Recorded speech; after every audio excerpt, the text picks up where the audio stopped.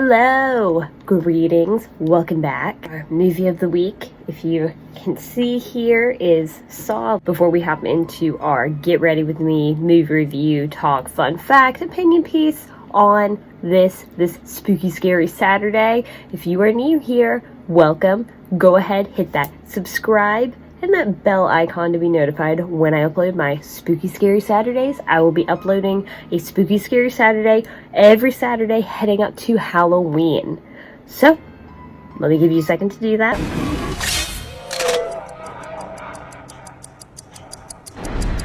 Okay, let's go ahead and roll into the spookiness. Let the game begin. One of James Wan's first films, I believe, coming out in 2004. Saw is an American horror film that kind of changed the way, I would say, just because I feel like, even though I've kind of put this starting up my slasher movies, you would say, just because you have the Jigsaw figurehead and all of that, I wouldn't necessarily call Saw, or I wouldn't call Jigsaw or Kramer the guy behind it. I would not call either of them a slasher killer by any means. They're definitely more psychological and kind of almost in a way like Manson, if that makes sense. Only in the sense of not as a cult leader or anything, but just in the sense of being able to get people to do things, not actually harming or killing anyone themselves. There is only one key to open the device. It's in the stomach of your dead cellmate.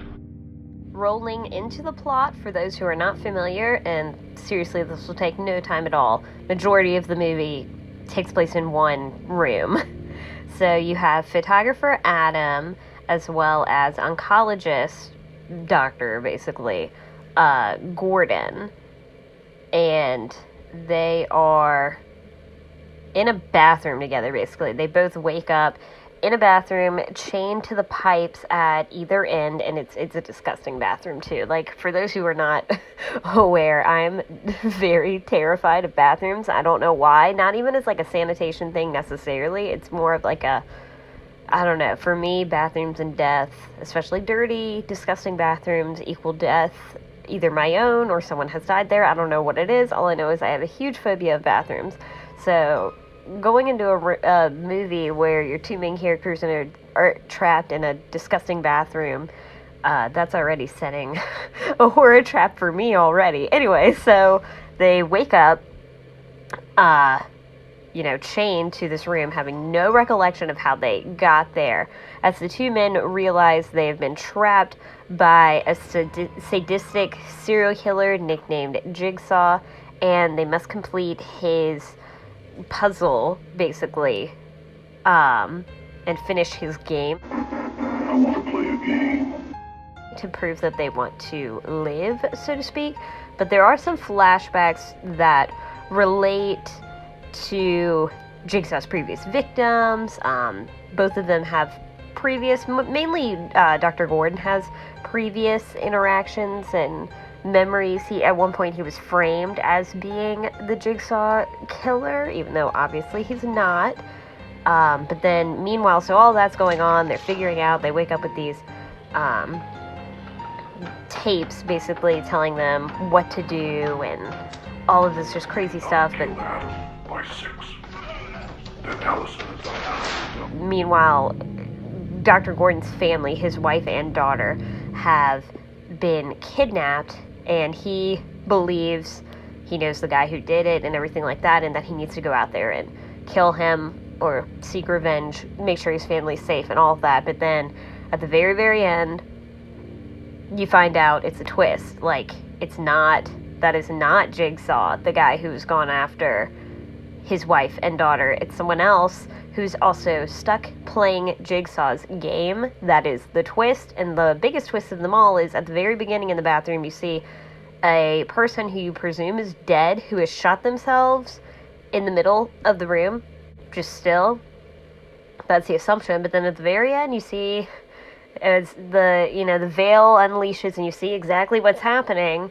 And the twist of, Jigsaw's got all of these people in this game, and they need to kill each other, themselves, cut off their legs, limbs, whatever, in order to survive. And then you see Jigsaw, get up. He's been in the room with them the entire time, playing dead. And that's how the movie ends. Game over. Lawrence actually is able to escape. He saws his leg off.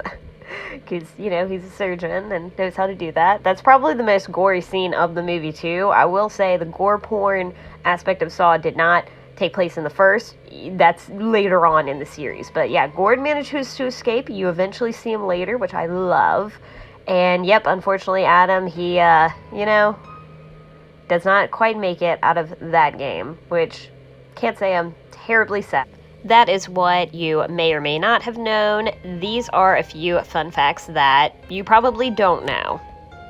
The movie started actually as a short film. As I look into that, that makes total sense because, like I said, the plot is very, very bare minimum. You're in one room. That makes a lot of sense to me. I'm sure PETA would have a field day with this. Pig guts were the perfect substitute for human insides that we saw at one flashback in the movie with one of the previous victims. Limited time and money didn't stop the movie from hitting a big payoff. The movie was originally intended to be a straight-to-video release. Geez, thank God it wasn't. Which is why it had a budget that was very, very small. It was shot in only 18 days, and after the showing of the film at screenings and getting a positive response from audiences, the production company wanted to push it forward and roll it out just in time, perfect for Halloween, which, as we all know, became the Saw staple. Came out every Halloween for the next every year, like however many movies there are. He doesn't want us to cut through. The living will have all. If it's Halloween. The movie, all of the movie was filmed inside of a warehouse because it was cheap. Again, didn't want to stretch the budget or anything, which totally makes sense and does not surprise me. The film first received an NC-17 rating because of its lighting and sound. There are a few gory scenes that kind of rattled the film board's nerves, you would say, like the death scenes, things like that, the Saw. But the main issue wasn't that. It was the movie's tone. The original version that was shown at the Sundance Film Festival had a creepier fluorescent lighting and an uneven sound that didn't sit right with the MPAA film board. That's crazy to me because, like I said, it is not as gory as you would expect it to be. No time for rehearsals because James Wan had a limited budget and little time. There was basically zero room for the actors to rehearse their scenes on set or with each other. The Jigsaw puppet is James Wan's creation. Jigsaw's creepy face wasn't brought in the back of an antique store or made at a Hollywood props company. James Wan stitched Jigsaw together himself. That actually makes total sense if you've seen things like Insidious or anything like that with his, creation. Now, the character of Jigsaw, or Kramer, actually was kind of the result of a headache after film school. Wanell, I think that's one of the directors. I'm so sorry if I'm mispronouncing. He was working on a job he disliked, began having terrible migraine headaches, convinced that he had a brain tumor. He went in for an MRI and began fantasizing about what he would do if he only had a certain amount of time to live. Therefore, that kind of sparked the creation of John Kramer, or Jigsaw as we know.